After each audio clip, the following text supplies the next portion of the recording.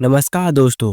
एक famous movie three idiot जिसमें आमिर खान अपने दोस्तों से कहते हैं सक्सेस के पीछे नहीं एक्सीलेंस के पीछे भागो, सक्सेस झक मार के तुम्हारे पीछे आएगी।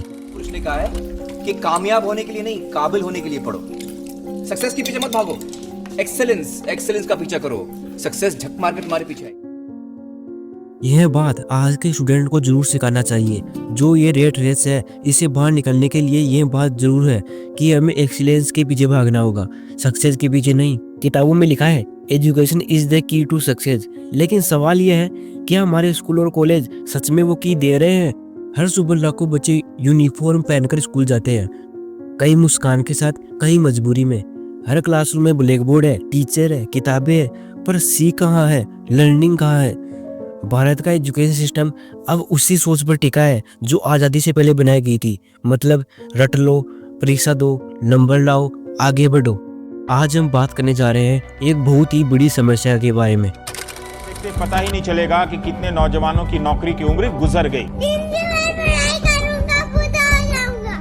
अरे फ्यूचर से इतना डरेगा तो क्या खाक जिएगा। These are India's young people who are supposed to fuel the country's economy. मेरा नाम मोहित कुमार है। मैं बठिंडा में रेलवे स्टेशन में कुली का काम कर रहा हूँ। मैं बीटेक की हुई है मैंने। सरकारी नौकरी प्राप्त करना मुश्किल है। स्कूल के बाहर जब जिंदगी इम्तिहान लेती है तो सब्जेक्ट वाइज नहीं लेती। आज के एजुकेशन सिस्टम को सिर्फ स्कूल नहीं चला रहे बल्कि मीडिया भी चला रहा है। हर जगह यही बताया जाता है कि अगर 95% नहीं आए तो जिंदगी खत्म, अगर डॉक्टर या इंजीनियर नहीं बने तो कुछ नहीं बने। टीवी पर टॉपर की कहानियाँ चलती है, लेकिन जो बच्चा कुछ नया सोचता है, कुछ नया करता है, कुछ नया इनोवेशन करता है, उसकी हेडलाइन कभी नहीं आती। मीडिया ने भी ये सोच गहरी बैठा दी है कि एजुकेशन का मतलब सिर्फ नौकरी है। लेकिन सवाल यह है कि फिर क्रिएटिविटी का क्या वो सिर्फ टाइम पास है? यहीं से शुरू होता है कंपटीशन, कंपैरिजन और कंफ्यूजन का नया दौर। यहीं से शुरू होती है रेट रेस और भेड़ जाल, मतलब जो दूसरे लोग कर रहे हैं वही करो, चाहे वो काम गलत ही क्यों ना हो। बस यहीं से एक बड़ी समस्या की शुरुआत होती है।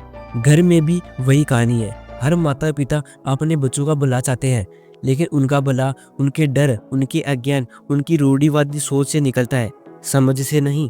बच्चा कुछ नया करना चाहता है पर जवाब आता है पहले पढ़ाई करो, फिर जो करना है वो करना। ये पहले पढ़ाई करो इस लाइन ने कितने सपनों को कब्र तक पहुंचा दिया है। पेरेंट को यह बताया नहीं गया कि सीखने का मतलब सिर्फ डिग्री नहीं, सीखना मतलब सोचने की आज़ादी। अब सबसे ज़रूरी बात आती है खुद की। जब अपने ही नंबर दूसरों से ज़्यादा आ जाते हैं तो अंदर एक झूठी सुपीरियरिटी पैदा होती है, और जब कम आते हैं तो गिल्ट और डर पैदा होता है। धीरे धीरे सीखना नहीं, साबित करना शुरू हो जाता है। यही कॉग्निटिव बेस हमारे अंदर वो दीवार खड़ी कर देता है जहाँ क्यूरियोसिटी दम तोड़ देती है। भारत में करीब 15 लाख स्कूल है, लेकिन उनमें से बहुतों में ना लैब है, ना बिजली है, ना टीचर है, और बैठने की व्यवस्था भी नहीं है। एक ही क्लास में 3-3 कक्षाएं बैठी होती है और उनको एक ही टीचर संभाल रहा होता है क्योंकि टीचरों की कमी है। कई बच्चों के लिए क्लासरूम प्रेस पर बैठने की जगह है। कई स्कूलों की दीवारें टूट चुकी है पर उन पर अभी भी लिखा है एजुकेशन इज पावर।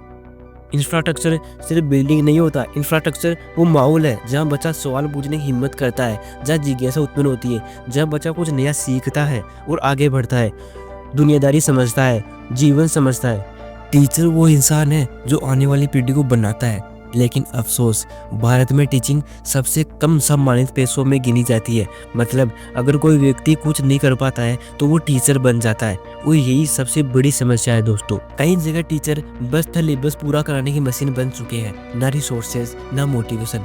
पर कुछ ऐसे भी है जो अपनी जेब से चौक खरीदते हैं, छत टपकती हो तो भी बच्चों को पढ़ाते हैं, बैठने की व्यवस्था ना हो तो पेड़ के नीचे ले जाके पढ़ाते हैं, लेकिन वो पढ़ाते हैं। वो टीचर आज भी इस सिस्टम की आखिरी उम्मीद बने हुए हैं। अब बात करते हैं करिकुलम, यानी वो किताबें तो सोच बनाती है, पर क्या हमारी किताबें समय के साथ बदली है? Newton law, Mughal empire, photosynthesis सब जरूरी है, पर self knowledge, empathy, self awareness, critical thinking, life education ये तो कहीं सिलेबस में है ही नहीं। पुरानी किताबों का सिलेबस लाइफ नहीं सिखाता, वो तो बस जानकारी देता है पर जिंदगी नहीं सिखाता। पर तस्वीर बदली जा सकती है।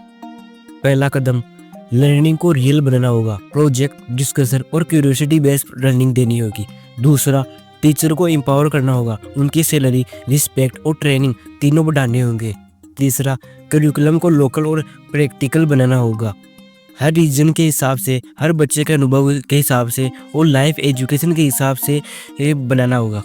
चौथा, पेरेंट्स को एजुकेट करना होगा ताकि वो बच्चों को मार्क्स से नहीं माइंडसेट से आके। पांचवा, मीडिया को बदलना होगा। एजुकेशन सिर्फ रैंक नहीं, रियलाइजेशन बने।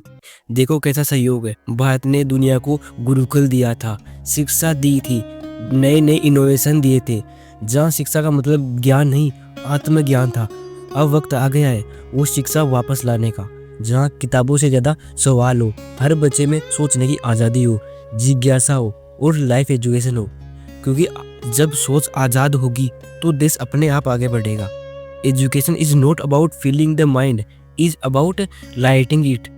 भारत को ऐसे दियों की ज़रूरत है जो खुद जले और दूसरों को भी रोशन करे। अगर इस वीडियो में कुछ नया सोचने को मिला हो तो चैनल को सब्सक्राइब करो और इस वीडियो को ज़रूर शेयर करना, क्योंकि असली बदलाव वहीं से शुरू होता है जहां बात खुलकर होती है। जय हिंद।